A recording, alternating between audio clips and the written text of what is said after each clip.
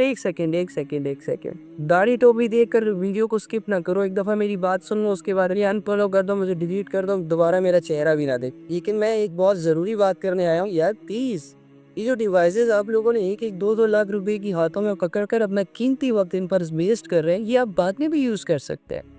اگر تو آپ کسی مقصد کے لیے ان کو یوز کریں, ویل اینڈ گڈ, آپ تو یوز کریں. اگر آپ دل سے کوئی اپنی زندگی کے لیے فائدہ اٹھا رہے ہیں, ویل اینڈ گڈ, یوز کریں.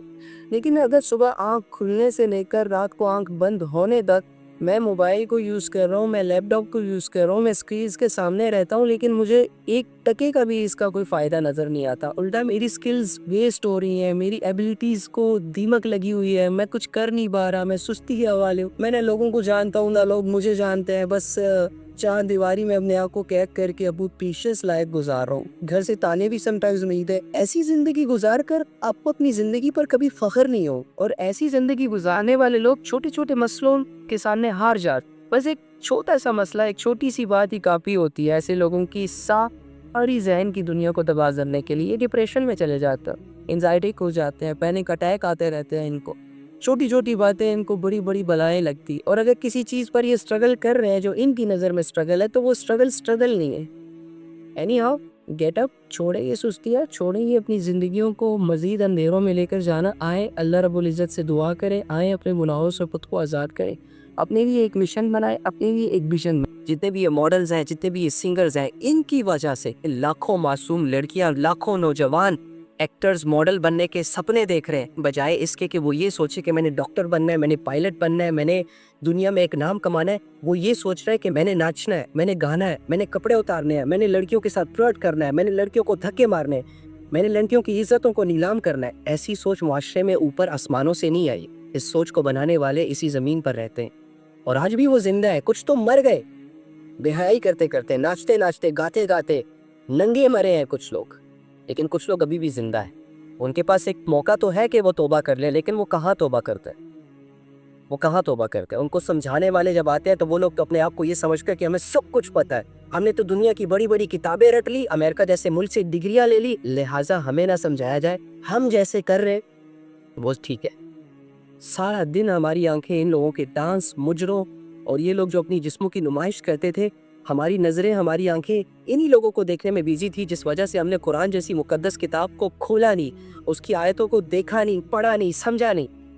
اور یہ جتنے بھی آ رہے ہیں یہ ٹک ٹاکرز, ان کو دیکھ کر ناچ لو, گا لو, 20 سال تک انتظار کر لو, 20 سال تک, جب تمہاری یہ جوانی ڈھل جائے گی, جب یہ تمہارا جسم جس سے آج تم اچھل کود کر ڈانس کر رہے ہو, جب تمہارے اسی جسم کو بڑھاپے کا دیمک لگے گا نا, تمہیں تب ریئلائز ہوگا کہ میں نے اپنے ساتھ بھی برا کیا, اور جتنے بھی لوگ میرے ساتھ جڑے ہیں میں نے ان کی زندگیاں بھی برباد کی. تم 20 سال رک جاؤ. آج جس جوانی کی طاقت کو اور ہاتھوں کی طاقت کو استعمال کر کے تم بڑے بڑے ڈمبلز, بڑے بڑے ویٹ اٹھا رہے ہو نا, انتظار کرو اس لمحے کا کہ تمہاری زندگی میں ایک ایسا لمحہ بھی آئے گا جب پانی کا گلاس بھی منہ تک نہیں لے کے جا سکو گے. اس وقت میں ریئلائز ہوگا کہ تم نے اپنی جوانی کو برباد کر دیا. ہاں, ابھی تمہاری عمر ہے, ناچ لو, گا لو, خوب انجوائے کر لو, لیکن اللہ رب العزت ہر امیر کو غریبی, ہر طاقتور کو کمزوری, ہر جوانی کو بڑھاپے, ہر خوبصورتی کو بدصورتی میں کنورٹ کرنے, تبدیل کرنے پر بھی قادر ہے.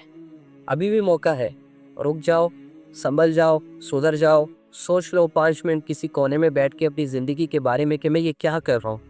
فائدہ اٹھا لو, فائدہ اٹھا لو. میں ہاتھ چھوڑ کے معافی مانگتا ہوں اگر میری باتیں کسی کو بری لگی ہو.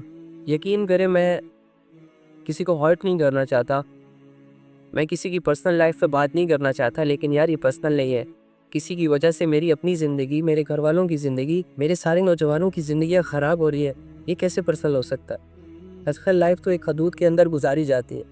اگر آپ اس حدود کے اندر ہیں تو کوئی دوسرا بندہ آپ پر انگلی نہیں اٹھا سکتا, آپ کو پوائنٹ نہیں کر سکتا. لیکن جب آپ خود ہی ان حدودوں کو کراس کرتے ہو, پھر معاشرے میں موجود ہر انسان آپ کو اپنی سوچ, اپنے مائنڈ سیٹ کے مطابق جج کرے گا. جن لوگوں کو تم لوگوں نے سیلیبریٹیز بنایا ہوا ہے, سٹار بنایا ہوا ہے, میں نے ان کی اصلیت کو کھول کر لوگوں کے سامنے لانا. ہمارے نبی صلی اللہ علیہ وآلہ وسلم ایز اے ایگزامپل سیٹ ہونے چاہیے تھے ہمارے پورے معاشرے میں, لیکن ہم نے ان کو لفٹ نہیں کروائی, اور ان 2 ٹکوں کے لوگوں کو ہم نے اپنے سروں پر بٹھا دیے. یہ اسی وجہ سے ہوا ہے کہ جاہل قوموں پر جاہل سربراہی آتے ہیں. ذہنوں کو غلام بنانے کے لیے آپ کو کوئی ڈگریاں نہیں دینی پڑتی, جس حد تک کمزور لوگوں کی، بیوقوف لوگوں کی سوچ ہوتی ہے، آپ 2 سٹیپ آگے ان سے سوچ لو، یہ سب آپ کے غلام بن جائیں۔ تو ہم اتنے گرے ہوئے لوگ ہیں، خدا کی قسم موت ہماری طرف بڑھ رہی ہے، لیکن ہم موت کی تیاری کرنے سے ایسے بے خبر ہے نا کہ میں آپ کو بتا نہیں سکتا۔ میری بہن، میرے بھائی، اللہ کی قسم تیری یہ جو زندگی گزر رہی ہے نا، اور جیسے تو اسے گزار رہا ہے، یہ ایسے گزارنے کے لیے تجھے نہیں دی گئی تھی۔ اپنی زندگی پر غور کر، اگر تو تیری زندگی میں کچھ گولز ہیں، کچھ مشن ہے، ویژنز ہے جو تجھے، تیری فیملی کو، تیرے فرینڈ سرکل کو، تیرے معاشرے کو فائدہ دے سکتے ہیں تو well and good, keep it up, اگر اللہ کے حکموں کو بھی ساتھ پورا کر رہے ہو، ٹھیک ہے۔ اور اگر تمہاری زندگی 2-4 چہروں تک محدود ہے، ناولز تک اور ٹی وی ڈراموں تک محدود ہے، تو یقین کرے تم اس لائق ہو کہ تمہیں کوئی سمجھائے، اور اگر تم نہیں سمجھ رہے تو تمہیں کوئی 2 تھپڑ لگائے لیکن سمجھائے تیرے بھلے کے لیے۔ چھوڑو یہ ساری چیزیں، کر لیں گے یار، اگر یہاں عیش و عشرت نہ کی تو اللہ نے بنائی ہے نا جنت، کر لیں گے عیش و عشرت وہاں پر۔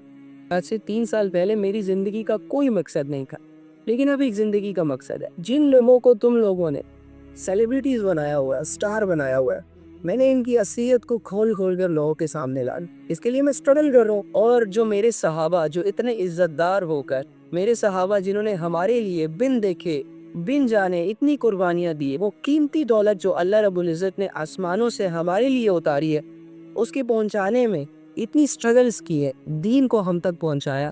ایسے صحابہ کو ہم نے سٹار نہیں بننے کیا، اپنی لائف کا ہیرو نہیں بنایا ان کو۔ ایک طرف ماڈلز، ایکٹرز جو یہ کر رہے ہیں، ایک کا بیک گراؤنڈ وغیرہ، دوسری طرف صحابہ کی زندگیوں کو پڑھ رہو، کیا کیا انہوں نے ہمارے لیے، معاشرے کے لیے۔ ہمارے نبی صلی اللہ علیہ وآلہ وسلم ایز اے ایگزامپل سیٹ ہونے چاہیے تھے ہمارے پورے معاشرے میں، لیکن ہم نے ان کو لفٹ نہیں کروائی، اور ان 2 ٹکوں کے لوگوں کو ہم نے اپنے سلوں پر بٹھا دی۔ یہ دشمن تم پر محنت کر کے تمہارا ایمان تو سے چوری کرنا چاہ رہے ہیں، اب وہ ہاتھ ڈال کے تمہارے سینے سے تو ایمان نکال نہیں سکتے، لہٰذا تمہیں حیا بنا کر اللہ کی نظروں میں گرائیں گے۔ کیوں؟ کیونکہ وہ جانتے ہیں کہ دنیا کی کوئی ٹیکنالوجی، کوئی سپر پاور مسلمان کو نہیں گرا سکتی۔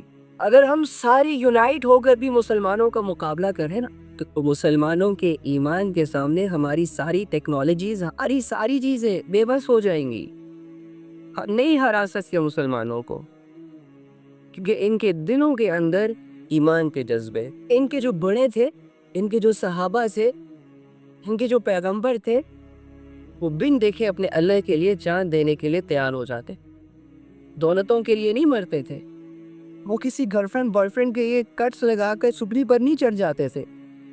کی زندگی کا ایک ہی مقصد ہوتا تھا کہ اللہ کی شریعت پوری دنیا پر نافذ ہو جائے، اسلام پوری دنیا پر پھیل جائے، اور اس محنت میں اگر موت آتی ہے، موت قبول، لیکن تمہارے دل میں اور میرے دل میں اللہ کے یہ لڑنے کے جذبے کہاں باقی رہ گئے۔